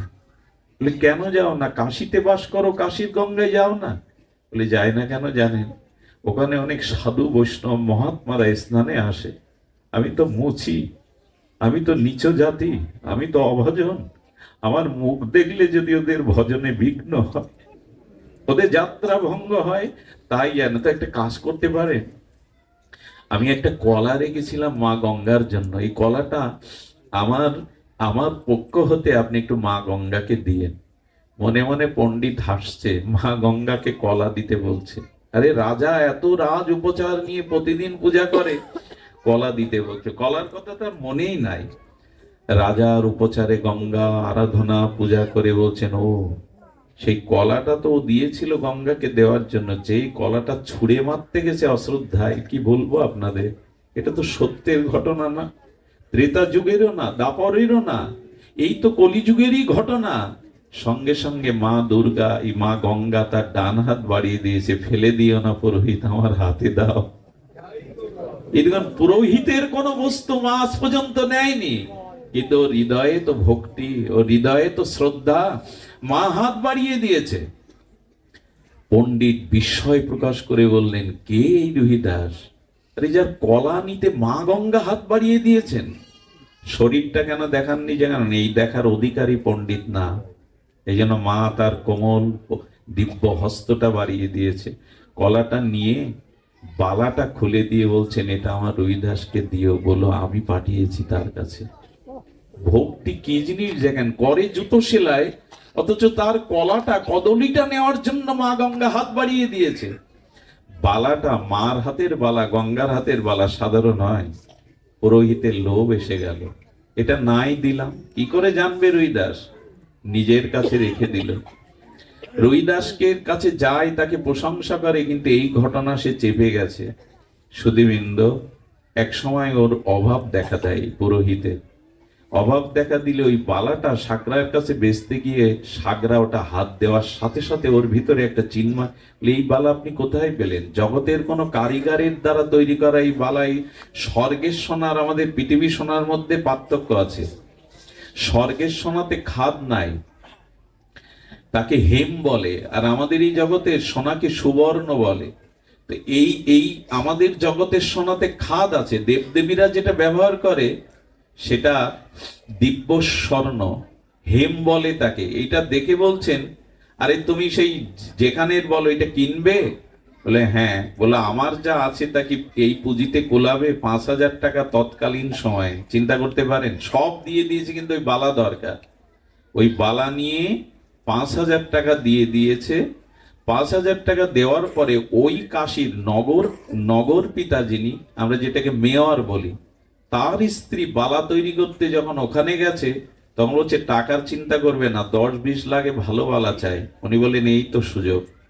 5,000 টাকা দিয়ে কেন উনি 20 দিতে চাইছেন, 20,000 বের করে দেওয়ার সাথে সাথে চমকে গেছে। যে মায়ের গঙ্গার হাতের বালা সাধারণত হয় না। এই নগর পিতার স্ত্রী বিলাসী ছিলেন, ধনী ছিলেন, ওইটা কিনে নিয়ে গেছে। আর মায়েদের একটা স্বভাব হলো, ভালো কিছু অলংকার হলে অন্য কেউ দেখাবার একটা প্রবণতা তার মনে চলে আসে।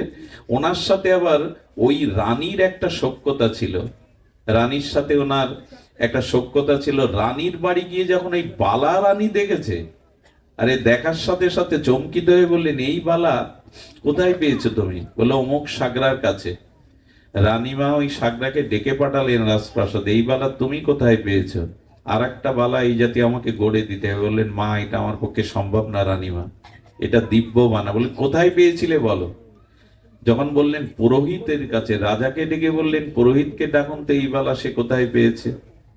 পুরোহিতকে বলছেন, আরেকটি বালা যদি তুমি যার কাছ থেকে করেছো বা কিনেছো না দিতে পারো, আমি তোমার প্রাণদণ্ড দেব।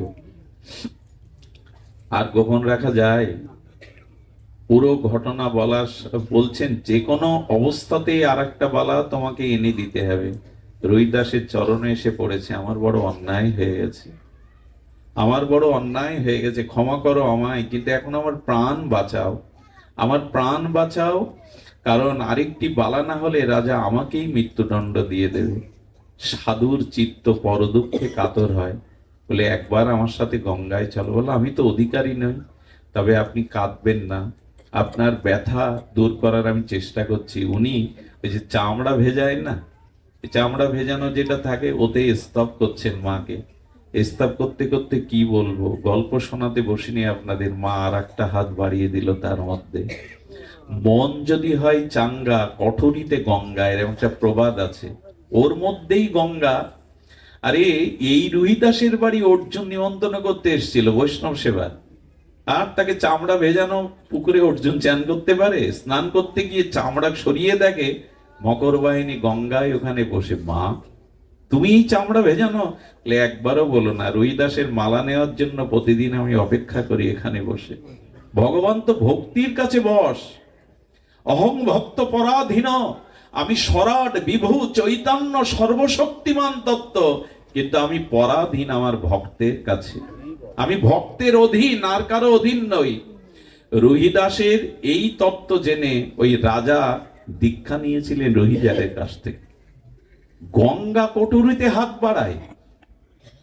এই রাজা এসে বললেন, গুরুদেব, শুনেছি চরণামৃত পেলে জীবন ধন্য হয়, কৃপা হয়, আপনি আমাকে একটু চরণামৃত দিন। উনি তখন ধ্যানে ছিলেন, জুতো সেলাই করছেন আর ধ্যানের মধ্যে ভগবানকে স্মরণ করছে। ওই ধ্যানস্থ মনে গোবিন্দের চরণ বিধৌত চরণামৃত মনে করে ওই চামড়া ভেজানো জল ওর হাতে দিয়ে দিলেন। আচ্ছা, যত হোক রাজা তো, তার সংস্কারে বাদে না। রাজা তখন কি করলেন জানেন?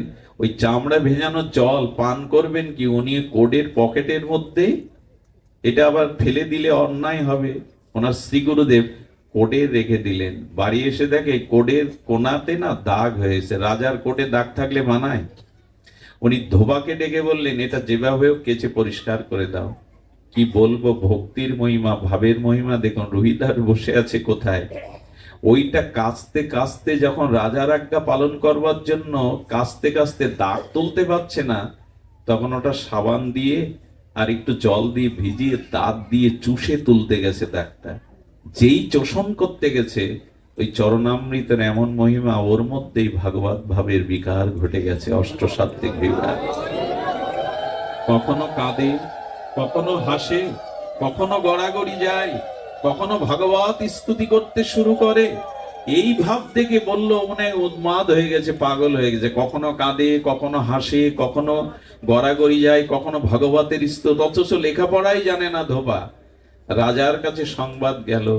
রাজার কাছে গিয়ে বলল, আমি লেখাপড়া জানি না, আমি সাধন ভজনও কিছু জানি না, কিন্তু আপনার কোডের কোনায় দাগে এমন কি আছে বলতে পারেন? কিসের দাগ? ওটা চোষণ করতে গিয়ে সেখান থেকে আমার এই ভাব দেখা দিয়েছে। রাজার বুঝতে আর বাকি রইল না। পরে গিয়ে আর একদিন চেয়েছিলেন, গুরুদেব একটু চরণামৃত কৃপা করে দিন। হেসে রুহিদাস বলেছিল, ওই চরণামৃত জীবনে দ্বিতীয়বার আর তুমি পাবে না। এই যে ভাবটাই হলো মূল। উনি মনে করে যে চামড়া ভেজানো, আরে জল। আমি বলতে চেয়েছিলাম আপনার মনের ভাব অনুযায়ী ভগবান আপনাকে কৃপা করবেন।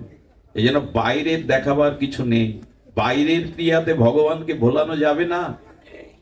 মনের শুদ্ধ ভাবকেই ভগবান গ্রহণ করেন। ছোট্ট একটা লীলা বলি, আর এই ভাবটা আসবে সরলতা দ্বারা। কিসের দ্বারা? এই জন্য বললেন, ভক্তি করো কৃষ্ণ পাদ পদ্মে, ছাড়ো অন্য ক্রিয়াকর্ম, নাহি দেখো বেদ ধর্ম। দেখো, নিয়মের থেকে ভগবানের ভক্তি বড়, ভাবই বড়। কি বলবো আপনাদের, এই ভাবের কথা শুনলে অবাক হয়ে যেতে হয়, যদিও এর অধিকারী আমরা না, তবু শুনুন। মনে আছে বামা খেপার কথা?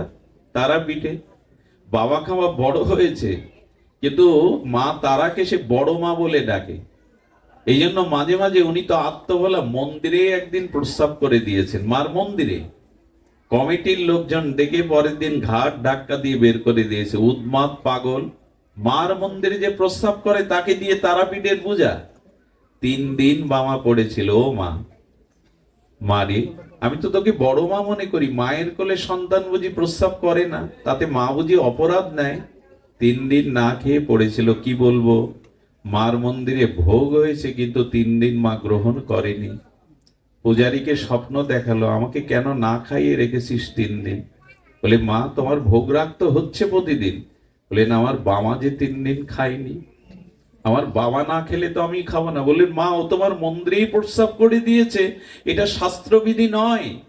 তারা মা সেদিন বলেছিল, মায়ের কোলে সন্তান প্রস্রাব করলে মা অপবিত্র হয় না, অবগুণ নেয় না সন্তানের। সেই দিন থেকে কি নিয়ম জানেন? আগে বামার ভোগ হবে, তারপরে মায়ের ভোগ হয়। এখনো তারাপীঠে ওই নিয়ম, আগে বামার ভোগ হবে, ওই ভোগটা মাকে নিবেদন করা হয়। এগুলো কি ব্যাখ্যা দিয়ে বোঝাবার কথা? ভাবটা চাই, ও মনে করে তারা মা আমার মাই, বড় মা, এই রূপেই তাকে দেখতেন। শিশু সুলভ তার ভাব ছিল। এখানে বারবার যে কথাটি আমি প্রতিপাদন করবার চেষ্টা পাচ্ছি সেটা হলো অন্তরের ভাবটাকেই শুদ্ধ করতে হবে। ভগবান ভাবগ্রাহী জনার্দন, বস্তুগ্রাহী নয়। তিনি অন্তরের ভাব দেখেই কৃপা করেন। যার যত হৃদয় শুদ্ধ আর যার যত নিষ্কপট হৃদয়, সরল হৃদয়, ভগবান তাকেই কে কর। ছোট্ট একটা মহারাষ্ট্রের ঘটনা শুনুন। এটা বলেই আমি পাঠ রাখছি, বড় অপূর্ব। যতবার বলেছি এই ঘটনা ততবার হৃদয়টা দ্রবীভূত হয়। এক ধনী পরিবারে, মধ্যবিত্ত পরিবারে, ধনী নয়, একটা শিশুর জন্ম হলো। শিশুটা জন্মাবার সাথে সাথে সকলের আনন্দ ধরে না, কিন্তু যত বয়স বাড়তে লাগলো তার ক্রিয়াতে সবাই অসন্তুষ্ট হতে লাগলো। কেন জানেন? কিছু মানুষ আছে জগতে অত্যন্ত বেশি খায়, খাই মানে আহার করে। তো ও 4-5 জনের আহার একাই করতো। এখন সংসারের একটা নিয়ম কি জানেন? কম আহার করলেও জ্বালা, বেশি আহার করলেও সমস্যা। এখন ওর স্বভাব হলো, ওর রাক্ষসী ক্ষুধা, ও 4-5 জনের খাদ্য একা খায়। বাবা মা যতদিন বেঁচে ছিল খাদ্য জুগিয়েছে, কিন্তু বাবা মা মারার পরে বড় দাদা বৌদিরা ভাই ছাই দিতে লাগলো ভাতে। ওকে কে খাওয়াবে? আর আত্মভোলা, কাজকর্ম জানে না, লেখাপড়াও তো শেখেনি। সরল, খুবই সরল। আর এই সরলতাই যখন কাজকর্ম লেখাপড়া জানা না, তাকে বসে বসে কে খেতে দেবে? একদিন বড় দাদা বৌদিরা মিলে ভাতে ছাই দিতে দিতে গলা ধাক্কা দিয়ে দিল। এক রাম মন্দিরে বসে বসে তুলসী তলায় কাঁদছে, ফুপিয়ে ফুপিয়ে কাঁদছে। যারা সরল হয় তাদের কান্না খুব মর্মবেদী হয়। তবে সরল ব্যক্তি যখন কাঁদে না, যেমন শিশু কাঁদলে পাশের বাড়ির শত্রুদেরও মন বিগলিত হয়। দেখো তো শিশুটা কাঁদছে কেন? অথচ ওদের সর্বনাশের চিন্তা করে, কিন্তু বাড়ি যদি মধ্যরাত্রে কোনো শিশু কাঁদে, শত্রুরও মন বিগলিত হয়ে যায়। সরল ব্যক্তি যখন কাঁদে তখন ভগবানেরও আসন টলে যায়। ওর ওই কান্না দেখে রাম মন্দিরের পুরোহিত বেরিয়ে এসে বলছে, বাবা কাঁদছো কেন? সাধুরা মানুষের মুখ দেখলেই তার মনের ভাবকে অনুভব করতে পারে। বলেন, বাবা বড় ক্ষুধা লেগেছে, দুটো খেতে দেবে? এই কথা শুনেই ওনার মন বিগড়ে। এইভাবে তো কেউ বলে না, তুমি ক্ষুধায় কাঁদছো? বলে, হ্যাঁ আমার বড় ক্ষুধা, আমি সহ্য করতে পারি না। ওনার ওই সহজ সরল মুখখানা দেখে উনি পাত পেতে নিজে হাতে প্রসাদ দিয়ে বললেন, এক কাজ করো, কোথাও যখন যাওয়ার জায়গা নেই এই মন্দিরে থাকো, 5 বার না 7 বার না, যতবার চাইবে এখানে প্রসাদ পাবে, আর একটু রাম রাম করো।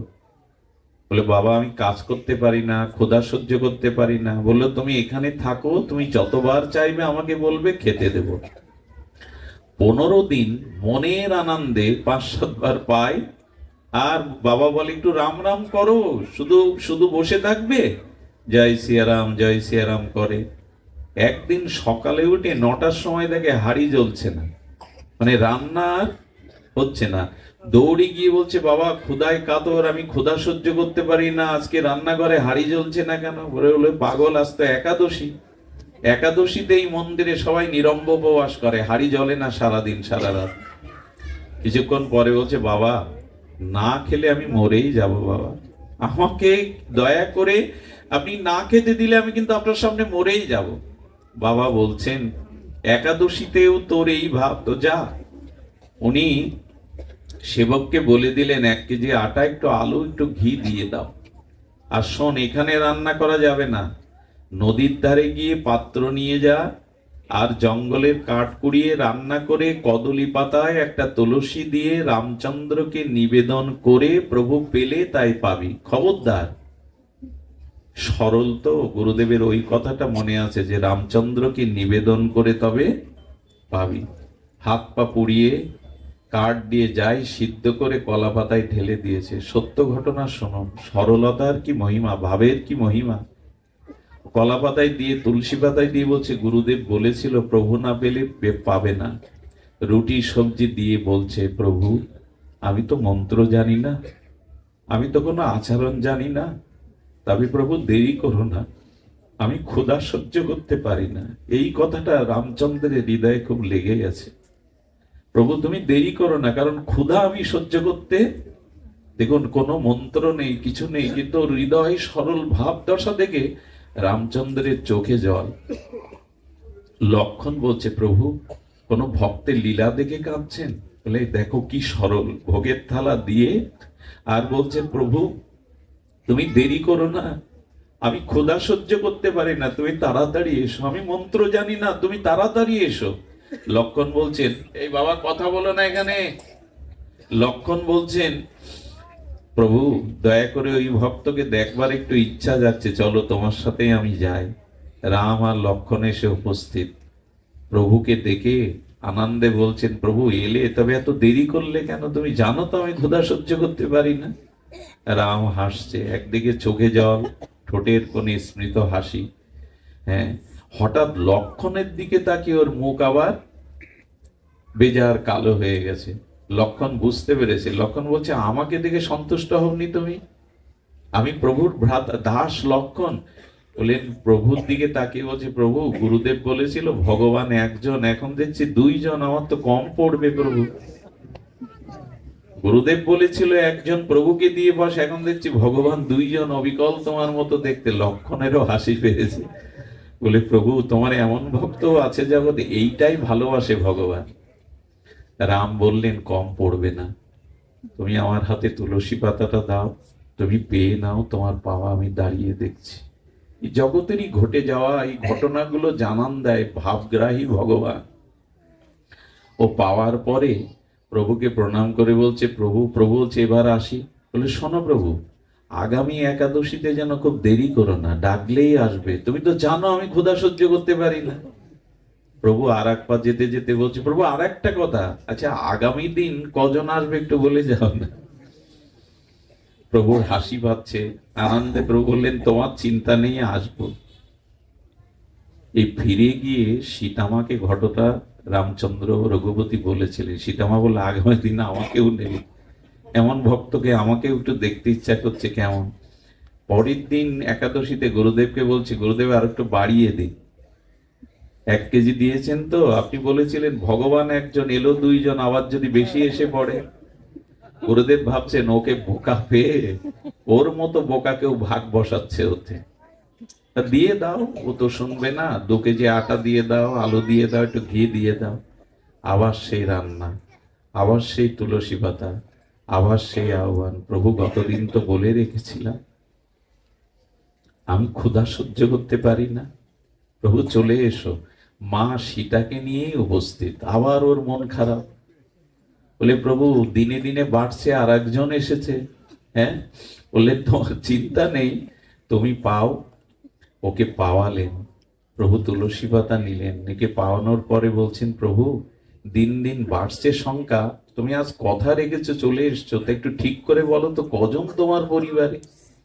এক একজন করে বাড়ছে। মা সীতা আনন্দ পাচ্ছেন। বললেন বাবা চিন্তা নেই, তুমি তোমার মতোই এনো।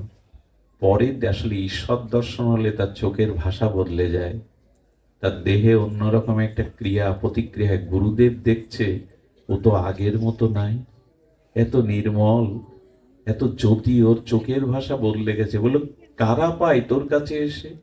বলে আপনারই কৃপা, আপনিই তো জানিয়ে দিয়েছেন প্রভু আসে, লক্ষণ ঠাকুর আসে, মা সীতাও এসেছিল। গুরুদেব ভাবলেন কিছু ঘটে গেল না তো, কিছু ঘটলো না তো, একটু দেখা দরকার। ওকে চাল, ওকে ঘি, আটা, সবজি, আলু দিয়ে গুরুদেব পিছু নিয়েছে। সেদিন কি করেছে জানে? সেদিন ওইগুলো সামনে রেখে ও রান্না করেনি, ও ভগবানকে ডাকতে শুরু করেছে চোখের জলে, প্রভু এসো।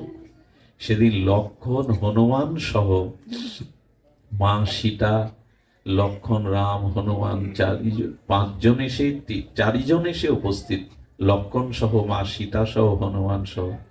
প্রভু এসে বললেন আজকে তো খাদ্য পাক করনি, আর এটা নিবেদন করবে কি করে?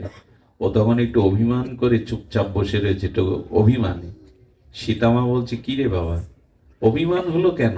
কেন খাদ্য কিছু করনি, তুমি পাক করনি তো ভোগ লাগাবে কি আর সেবা পাবে কি? তখন বলছে, মা, সব সংসারের এক নিয়ম, আমার সংসারের আলাদা নিয়ম হবে কেন? বাবা আছে, ভাই আছে, মা তুমি আছো, বলো তার মানে? তখন বললেন, সব সংসারে বাবা আয় করে আনে, মা রান্না করে, আর সন্তানরা বসে খায়। তো মা থাকতে আমি হাত পোড়াবো, আর তুমি থাকতে আমাকে এইভাবে প্রতিদিন আনতে হবে? প্রভুর চোখে জল এসে গেছে। সীতার দিকে তাকিয়ে বলছে, তোমার সন্তান, তোমার ভক্ত শিক্ষিত হয়ে গেছে, যাও সীতা, রান্না করতে যাও। হনুমান বলছেন, প্রভু, এ জাতীয় ভক্তকেই তো আমি খুঁজে বেড়াই, কাঠটা আমি বয়ে আনছি, প্রভু, হোক না বৈকুণ্ঠের প্রসাদ, আজ এখানেই হোক, মার হাতে প্রসাদ এখানেই হোক। হনুমান কাঠ বয়ে আনছে, লক্ষণ জল এনে দিল, আর প্রভু কি করলেন জানেন? প্রভু বস্তুগুলো মা সীতার হাতে দিয়ে দিল। সীতা মা রান্না করে আজকে বসিয়ে মা সীতার হাতে ও প্রসাদ পাচ্ছে। সবাই যখন ওইভাবে প্রসাদ পাচ্ছে, গুরুদেব পেছন থেকে দেখে, শিষ্যকে দেখতে পাচ্ছে যে প্রসাদ পাচ্ছে। গুরুদেব কি দেখলেন জানেন? বাতাসে ভেসে আসছে ভগবানের চরণের দিব্য গন্ধ। কারণ গোবিন্দের চরণে, ভগবানের চরণে একটা দিব্য গন্ধ আছে। কেমন জানেন? ভগবানের গায়ের গন্ধটা কেমন জানেন? সদ্য প্রস্ফুটিত পদ্ম ফুলের মধ্যে যে গন্ধ থাকে, আর 100 বছর পুরানো চন্দন ঘষলে যে গন্ধ আসে, আর সুগন্ধি কর্পূর একসাথে করলে যে গন্ধ হয়, এর 100 কোটি গুণ দিব্য গন্ধ ভগবানের চরণ থেকে আসে। ওই গন্ধ পাচ্ছেও, যেমন ফুলটা আমরা দেখি না, কিন্তু বাতাসে গন্ধটা আমাদের কাছে আসে। গুরুদেব বললেন, শাস্ত্রে যতটুকু জেনেছি এ তো ভগবানেরই অঙ্গগন্ধ, তবে কি ভগবান এখানে এসছে? দৌড়ে গিয়ে বলছে, ওরে, প্রসাদ পাচ্ছিস, তোর প্রভু কই, মা কই? বলে, এই তো পাশে বসে আছে। গুরুদেব, আপনি দেখুন, এই তো আমার মা জানকী, এই হনুমানজি। বলে, না, আমি দেখতে পাচ্ছি না। রামচন্দ্রের কাছে করজোরে বললেন, ও প্রভু, আমি আজ এই বেঁচে আছি কেন জানো? তোমাকে পেয়েছি কেন জানো? আমার গুরুদেবের জন্য। গুরুদেব তোমায় দেখতে পাচ্ছে না কেন? রাম বললেন, কি খুব সহজ আমাকে পাওয়ারে? যুগ যুগান্তর তপস্যা করে মুনি ঋষিরাও আমাকে পায় না। তোর গুরুদেবের পাণ্ডিত্য আছে, কিন্তু তোর মতো ভাব বা সরলতা ওর হৃদয়ে নাই। তোর মতো সরল ভাব ওর হৃদয়ে নাই, ও কি করে পাবে আমাকে? তখন কি বলছে জানেন? বলছে, শোনো প্রভু, শোনো মা, আমার গুরুদেবের জন্য আমি তোমাদের পেয়েছি, আর গুরুদেব যদি তোমাদের না পায়, আমি আগামী দিন থেকে আর এখানে আসবো না, তোমাদের আর ভোগও আমি লাগাতে পারবো না, আমি আর তোমাদের ডাকবো না। এই অভিমানে প্রভু আরো রিজে গেছে। প্রভু তখন বললেন, এক কাজ কর, তোর গুরুদেবকে তোকে স্পর্শ করতে বল। ওই চিরদিন যা হয়, ভক্ত কৃপা না হলে, ভক্তের করুণা না হলে কেউ ভগবানকে পায় না। ওর গুরুদেব যেই ওকে জড়িয়ে ধরেছে, সাক্ষাৎ রঘুপতি রাজীব লোচন রামচন্দ্র মা জানকী লক্ষণ হনুমানকেই দর্শন করলো। করে কি করলো জানেন? এই দর্শন করে প্রভুর পায়ে না, ওই যুবকের পায়েই গুরুদেব চরণে পড়ে গেছে। ওরে, যে ভগবান পাইয়ে দেয় সেই তো গুরু, সেই তো শ্রেষ্ঠ। যে ভগবান পাইয়ে দেয়, ধন্য তুই, তুই পেয়েছিস আর আমাকেও পাওয়ালি। আজ ভগবানের চরণে না পড়ে এই শিষ্যের, এই সরলের চরণে পড়ে প্রার্থনা করছে, ধন্য তুই। যারা ভগবান পায় তারাই তো গুরু, অগ্রে যারা প্রাপ্ত হয় তারাই গুরু। আমার বলবার অভিপ্রায় ছিল, এই মনটা সরল করে যদি আমরা ভাবকে শুদ্ধ করে ভগবানকে ডাকতে পারি, তবে ভগবান এই জাতীয় সরল নিষ্কপট ভক্তের ডাকে সাড়া দেন। আজ এটাই শুধু দরকার, কপটতা ত্যাগ করা আর সরল প্রাণে ভগবানকে ডাকা। আগামীকাল এখানে মহোৎসব, সবাই যোগদান করবেন। যারা হরিকথা শুনলেন, তাদের ভগবানের কৃপা তাদের উপরে বর্ষিত হোক। আপনারা শান্তিতে থাকুন, ভজনে থাকুন। আর মাদিস আমার জন্য আপনাদের চরণ ধুলি বাতাসে উড়িয়ে আমার মস্তকে দিয়ে আশীর্বাদ করবেন, যেন আপনাদের মতো ভক্ত সঙ্গই বাকি জীবনের সময়টুকু লাভ করতে পারি। জয়।